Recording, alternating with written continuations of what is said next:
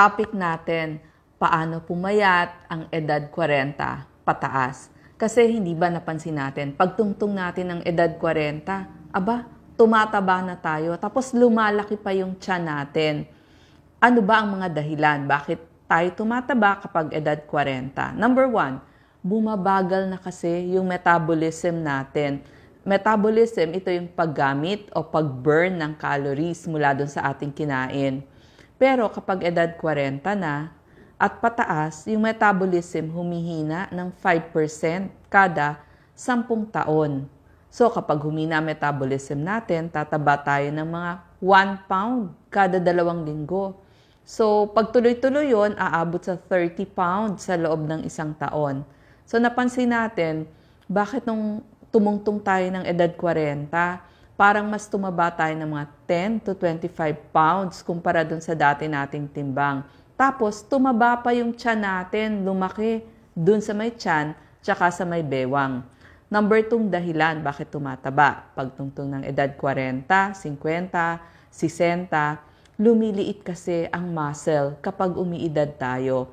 At nababawasan yon ng 7 pounds. So talagang natural yon, liliit ang muscle. So bawasan ng 7 pounds kada 10 taon ang ating muscle. Alam nyo ba, ang muscle, ang tagagamit ng calories mula sa pagkain. Dahil nga lumiit na ang ating muscle, bawas na rin ang pag-burn natin ng calories. So bawas na ng mga around 400 calories kada araw. So dapat bawasan natin yung kinakain natin ng 400 calories kada araw. So kung dati ang lakas natin kumain nung 20s tayo, lalo na nung teenager, pag edad 40 pataas, bawasan na natin. Number 3, sa kababaihan may menopause, sa kalalakihan merong andropause. Yung menopause, bumaba ang estrogen sa babae, andropause, bumaba ang testosterone sa kalalakihan. So yung energy requirement natin, less na rin ng 15% kumpara noong 25 years old tayo. Kaya nga yung kain na ginagawa natin, wag nating gayahin. Nung 25 tayo, resulta tataba. At alam nyo ba yung pagbaba ng estrogen? Yung katawan natin, gagawin niya, magre-retain siya ng fat dun sa ating tiyan. Kasi dun siya kukuha ng estrogen sa fat cells sa tiyan. Kaya, tendency ng katawan, mas maglagay ng taba dun sa tiyan. Kaya huwag kayong magtaka, bakit lumaki yata yung tiyan ko, tsaka yung waistline ko. Number 4, yung sedentary lifestyle. Ibig sabihin, hindi gumagalaw-galaw, hindi nag-ehersisyo. Dahil ba busy kayo, office work kayo, napapagod kayong madali, walang oras kuno sa pag-ehersisyo, ang resulta niyan, liliit ang muscle. Diba? Sinabi ko nga, habang umiidad, liliit ang muscle natin. 7 pounds kada 10 taon. Sabi nga ng University of Pittsburgh, sa pag-aaral nila ng 500 kababaihan, ang may pinakamataas na weight gain ay yung mga taong sedentary o walang kilos sa maghapon. Yung tamad ba silang maggalaw-galaw sa buong maghapon. Number 5, stress ang dahilan ng pagtaba ng marami sa atin. So gusto natin may dahilan bakit tayo tumataba. Ang tawag dyan, mga toxic stress triggers. Ibig sabihin, ano ba yung nakakapag-stress? Ano ba yung mga triggers na nakaka-stress sa isang tao? Tapos, pag na-stress tayo, ang tendency natin, kakain tayo ng mas marami. Number 1, nakita nila yung mga taong low self-esteem, mababa ang pagtingin o pagmamahal sa sarili. Isa pang dahilan, maaring na trauma noong bata. Laging sinasabi, naku, ang taba-taba naman yan. So, lagi nang nasa mind nila. So, mababa ang self-esteem nila. O kaya naman, nakipaghiwalayan sa asawa o sa partner, matinding stress ang dulot nito. O kaya, nagkaroon ng may sakit sa pamilya, so mag-aalaga o magiging caregiver ka ng magulang mo, ng asawa mo, o ng anak mo. Siyempre, tumatanda na rin yung magulang mo or maaring may nagkasakit sa pamilya. So, stress ka, paano mo gagawin yan? So, bawas na nga yung pag-exercise mo, mag-aalaga ka pa. So, matinding stress ang dulot nito. O kaya naman, sa trabaho o career, gusto mo maging perpekto ka. So, pinipilit mong tumaas sa iyong trabaho. Pero ang katumbas nun, stress na stress ka naman. At saka, kailangan mo rin magpa-check up sa doktor. Baka may sakit ka. Baka naman hypothyroid ka. So, ipa-check ang thyroid or baka meron kang metabolic syndrome. Kaya ka tumataba. At saka, isa pa na nagdudulot ng stress, yung mga kumain ng mga fad diet or yo-yo diet, yung gustong magpapayat. Nasubok ko po yan. Noon kasi gusto ko wag tumaba. So, gagawin ko konting kanin, puro tuyo. So, ang nangyari, maglolo ko yung blood test natin. So, ang nangyari nga, bumaba yung potassium ko. Nagloko na lahat, pati CBC ko. So, ganyan din yung nangyayari sa iba. So, sobrang pagjejeta, lalong nagkaloko-loko. So, ang tendency, babalik lang sa pagkain ng marami kasi nagkasakit ka na eh. At nakita nila yung mga babaeng edad 40 to 60 na na-stress dahil sa magulang, sa asawa, sa trabaho, sa anak, mas lumalabas yung mga stress hormones nila. Ang mga stress hormones tinatawag na adrenaline at cortisol. So, may resulta yan sa ating katawan. Sabi ko nga, hindi ba kapag nai-stress? Number 1, hindi makaisip mabuti ang mga na-stress. Hindi makaalala, mas nagiging malilimutin. Tapos, next, mas sabik sila ngayon sa pagkain. So, nabago yung eating patterns nila. So sobra na sa kakainin. Parang nagkakaroon sila ng cravings. Kaya mas tumataba. Ang problema pagdating sa cravings o yung hinahanap, di ba mas gusto nyong hanapin ice cream, cake, tsokolate. Lahat yan pampataba. So tataba ka lalo. Kapag stress ka o pagod ka, mas mababa ang immunity mo. Mas mataas ang risk mo na magkaroon ng impeksyon, ng mga sakit tulad ng high blood pressure, ulcer sa tiyan, allergies, o kaya sakit sa heart at saka sa kidney. Nakita nila may correlation yan. At yung mga sakit sa pag-iisip, maaring dahilan ang stress. Kasi mas nadidepress, mas increase yung risk nila sa depression, nagiging mas balisa, mas anxious, iba-iba yung mood, yung kalooban lang. Bakit parang mabilis magalit, frustrated, bigo? Napapansin nyo rin siguro yan pag menopause kayo. At pag menopause, dahil nga merong mga hot flashes, mas hindi makatulog, mas may insomnia. Ito naman ang mga tips para hindi tayo tumaba. Kailangan may gawin tayong paraan, nasa sa isip natin, paano natin hindi tayo magdadagdag ng weight at hindi tataba ang ating tiyan at ang ating waistline. Number 1, damihan nyo yung prutas at gulay nyo. Kasi ang prutas at gulay, maraming phytochemicals, vitamina, mineral, fibers, at antioxidants, panlaban sa sakit. Number 2, bawasan nyo yung dami ng kinakain nyo, pero mas kalidad. Dahil lumilitang muscle, kailangan natin ng mga protina mula sa isda, mula sa mga beans, nuts, itlog, lamang dagat, karne. Yan ang magiging source ng protina natin. Pero konti lang, in moderation. Lasahan mo mabuti, pero bawasan mo ang dami. Number 3, iwas na sa mga asukal at matatamis. So, bawas na sa pastries, desserts, cakes, lalo na kapag stress ka. Diba? Pag nga stress, baliktarin nyo po yung stress. Pag binaliktad yung letra, desserts ko. So, dapat iwas sa mga desserts. Iwas na rin sa mga soft drinks, iced tea, yung mga cafe latte, marami asukal yan, wine, dagdag 100 calories po yan kada kain.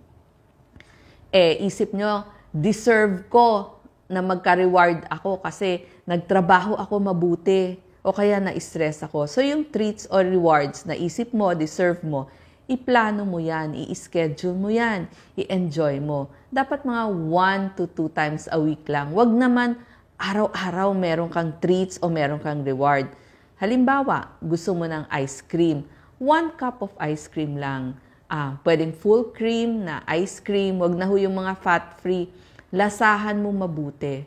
Pero, konti lang. So, wag dadamihan. Number 6, yung appetite o yung gana natin kumain. May relasyon din yan sa kultura natin. It reminds us ng mga magagandang mga pangyayari. Halimbawa, yung lechon. Hindi ba lechon, ibig sabihin Pasko, handaan, fiesta, birthday. Pwede kang maglechon, pero in moderation. Sabihin, malasahan mo lang, pero konti lang. Huwag naman pong isang buong plato. Number 5, siguraduhin mo na bago mag 9 a.m. nakapag-almusal ka na. Huwag mong gugutumin. Pinaka-importanting kain, ang almusal. Number 8, kailangan yung small frequent feeding. Sabi ko nga, 5 times na konti-konti. Almusal, merienda, tanghalian, merienda, hapunan. Gusto natin, sabi ko nga 9 a.m., bago mag 9 a.m., tapos na ang almusal. Tapos yung tanghalian nyo, the most hanggang 2 p.m. May isang maliit ka lang na merienda, halimbawa saging. Tapos sa gabi naman, between 6 to 9 p.m., nakakain ka na. Pero mas konti na ang kakainin mo sa gabi. Napaka-importante po ng 8 basong tubig sa maghapon. Tsaka alam nyo ba ang secret? Pwede ho kayong uminom ng tubig bago kayo kumain ng main meals nyo. Mas mabubusog kayo agad.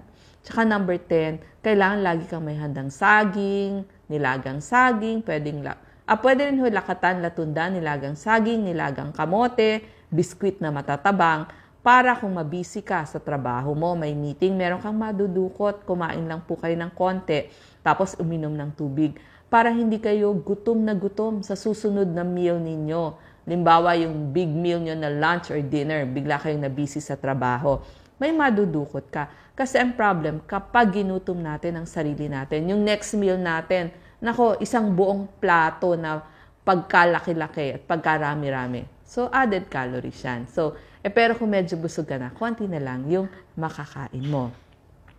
Number 11 na tip, unahin mo muna yung mga sopa, salad, gulay, bago yung main meal mo.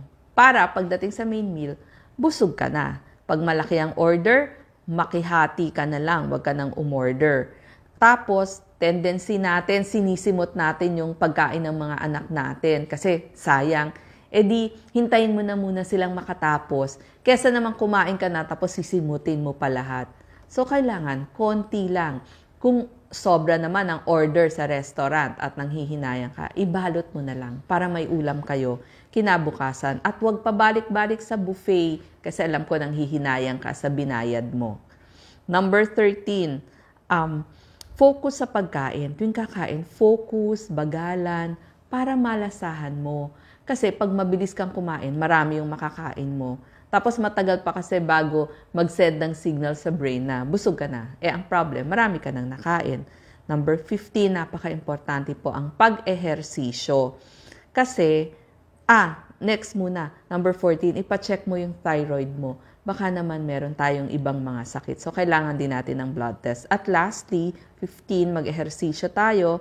Kapag naglalakad tayo, alam niyo po ba na mga around 1.6 kilometro o 1 mile, 100 calories ang nababurn natin o nagamit ninyo. And tanong, bakit kailangan pa akong mag-ehersisyo? Siyempre, ang dami ko nang gawa, pagod na ako or tinatamad ako. Number 1, ang ehersisyo ba makakabawas? Ito mga tanong nyo makakabawas ba yan ang sintomas ng menopause? Oo, ayon sa isang malaking pag-aaral ng 1,600 na kababaihan, yung walang ehersisyo o galaw-galaw mas nag-report ng hot flashes kumpara dun sa mga aktibo. So kasi nawawala yung focus mo dun So iyan po ang mga benefits ng pag-ehersisyo. Next tanong, ehersisyo ba nakakapagpababa ng pagkakaroon ng sakit sa puso? Oo, may correlation po. Yung mga taong kulang sa galaw, nakita nila, mas nagkakaroon sila ng mga tumataas yung incidence ng sakit sa puso. Number 3, bababa ang blood pressure ko sa pag-ehersisyo. Pag nag-ehersisyo kayo, pinapalakas yung muscle ng puso. So, mas makakabomba siya ng dugo. So, ang resulta nun, mas bababa yung BP ninyo o blood pressure nyo. May epekto ba yan sa cholesterol, yung ehersisyo? Yes, pinapadami yung HDL, yan yung good cholesterol, at pinabababa naman ang triglyceride. So, yung mga taong mataas ang triglyceride, mag-ehersisyo po kayo. Ano tulong yan sa immune system, yung ehersisyo? Pag nag-ehersisyo, mas pinapagana yung hormonal system ng katawan ninyo. So, yung mga stress hormones, nilalagay lang niya sa normal level, hindi niya pinapataas. Pero yung mga estrogen, progesterone, mas pinapagana niya. So, mas epektibo yung immune system ninyo. Pagdating sa buto, yung sa bone density o yung tigas ng ating buto, may kinalaman ba dyan? Yes, ang hersisyo. Tapos, samahan nyo pa ng tamang nutrisyon. Halimbawa, kumain kayo ng mas maraming calcium, yung mga lamang dagat, phosphorus, magnesium, vitamin K. Mas titibay ang buto nyo. So, mas hindi kayo mapafracture. Number 7, may protection ba yan sa kasukasuan o joints? Kaya nga ayaw ko nang gumalaw kasi nga masakit. Pinapalakas yung muscle sa gilid ng mga tendons o ligaments para mas nagsisirculate yung dugo, mas pupunta siya dun sa mga soft tissues ninyo, dun nga, pati dun sa mga kasukasuan, joints at muscle. Number 8, pag may arthritis, pwede pa ba akong mag-ehersisyo? Oo at dapat kasi mas nababawasan yung kirot, mas naigagalaw nyo, at napansin nila mas lumalaki yung range of motion. Kung dati din yung maigalaw, parang mas nagagalaw nyo na. Tandaan lang, kailangan mag-warm up at mag-stretching. Lastly, paano kung nalulungkot ako o malungkot ako or depressed ako? Ang ehersisyo, naglalabas ng beta endorphins. So, pampaganda yun ng mood. So, kailangan nyo talaga ng exercise. So, yan po ang mga tips natin para hindi tayo tumaba sa edad 40, 50 at 60. Salamat po!